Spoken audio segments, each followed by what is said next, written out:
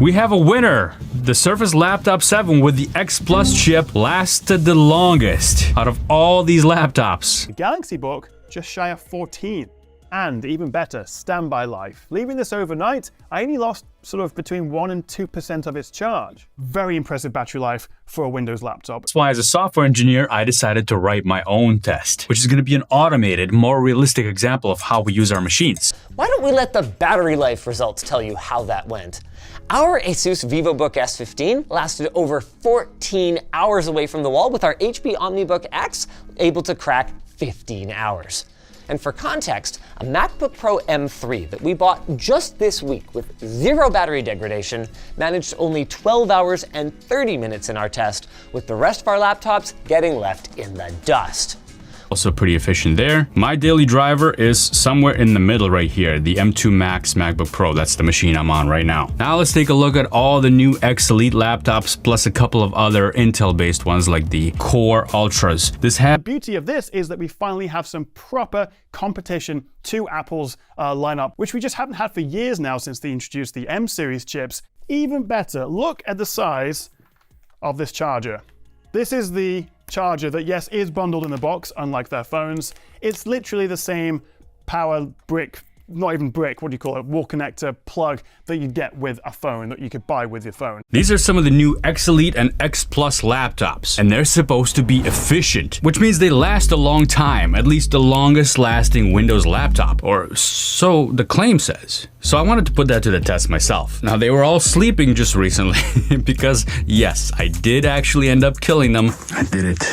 They're all dead. But they just need a recharge. It's okay. Don't feel bad for them. The test recently just finished and I want to see the results. I haven't seen them yet, so I'm really excited to take a look at them. By the way, just a disclaimer, I bought these machines myself. Nobody sent them to me and nobody paid me for this video. This video is partially sponsored by the members of the channel. If you'd like to join, there's a button right down below. For the X Elite machines, I've got the Samsung Book 4 Edge, Surface Laptop 7, Dell XPS 13, Asus VivoBook S15, and finally the Surface Laptop 7 with an X Plus chip in it. I also tested the XPS 13 with an Intel Core 7 155H and a Surface Laptop 6 with a Core Ultra 7 165H. Those names. And I threw in my M3 MacBook Air and my daily driver M2 Max MacBook Pro. I saw a bunch of reports on battery life on these new machines, and I didn't think it was enough to represent how us developers use machines. There's battery rundown tests where people are just watching a video for 20 hours. Not realistic. There's rundown tests where people are running Cinebench for 2 hours, or however long the battery lasts under such high stress.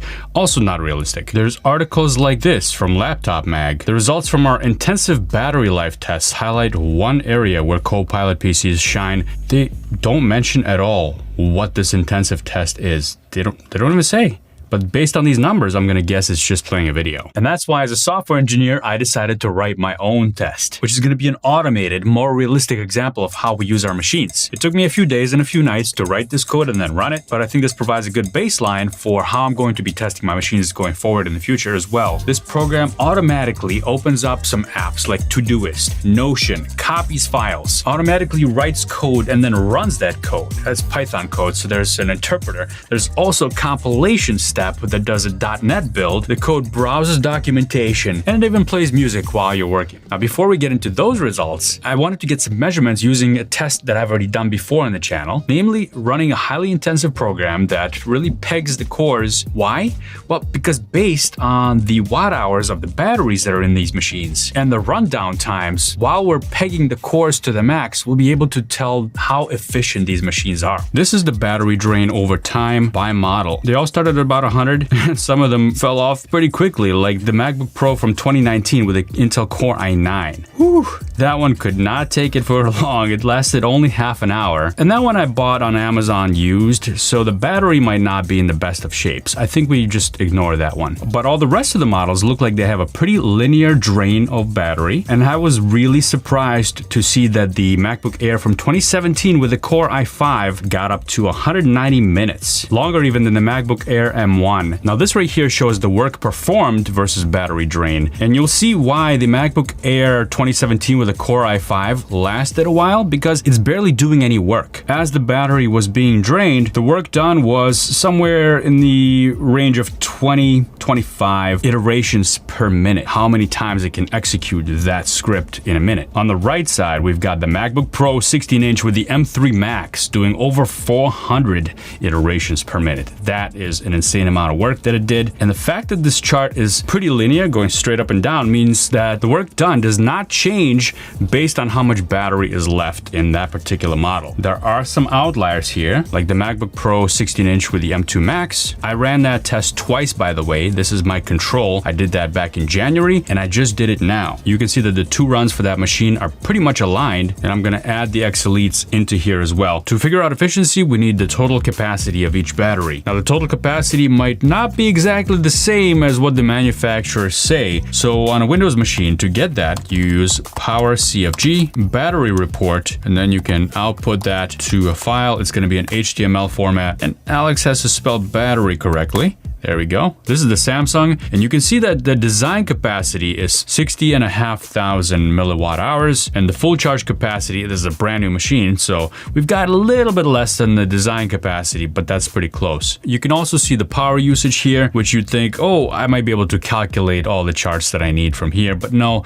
this is not accurate enough. This just reports the remaining capacity on certain events and not necessarily on a regular time increment. But as the machine ages, you can come here and check to see what the full capacity is and figure that into your calculation. And also this can tell us what the advertised capacity is versus the actual capacity of all these machines. Overall, because they're brand new machines, I'd say we're pretty close. Now from this, we can calculate efficiency. And you can see that the MacBook Air 13-inch M2 is the most efficient machine out of all these. In other words, it did the most amount of work, lasted the longest, and only sipped on that battery. The Core i9 and the Core i5 are the two least efficient machines. Surprise, surprise. And we've got the MacBook Pro 14-inch M3 Pro being the second most efficient. Another 14-incher over here is the MacBook Pro M3. That's the base model. Also pretty efficient there. My daily driver is somewhere in the middle right here, the M2 Max MacBook Pro. That's the machine I'm on right now. Now let's take a look at all the new X Elite laptops plus a couple of other Intel-based ones like the Core Ultras. This has all the previous MacBook results, but it also shows that the X Elite models are right there, right in the middle. So they last a pretty good time under this amount of load, not as much as the MacBook Airs, M2 or M3, or even the MacBook Air M1. All the MacBook Airs are doing really well over here for battery drain. Much better than the X Elites, except for the Asus VivoBook S15, which actually has the biggest battery. It's got a 70 kilowatt hour battery in there. Now in the battery drain versus work done, things get a little bit interesting. That MacBook Air M3 line is dipping a little bit, so that means the work done initially was higher, and then it dipped a little bit, but not too much. A much bigger dip was in the Galaxy Book 4 Edge with the X Elite. We went from almost 200 down to almost 150 in the top 20% of the battery. The Surface Laptop 7 with the X Elite also showed a very similar curve, although it didn't go down quite as much. And the Asus VivoBook with the X Elite jumped down quite a lot. Look at this. It started around 175, and as the battery reached about 80%, the work done per iteration went down to about 75. My control was the M2 Max MacBook Pro 16 inches.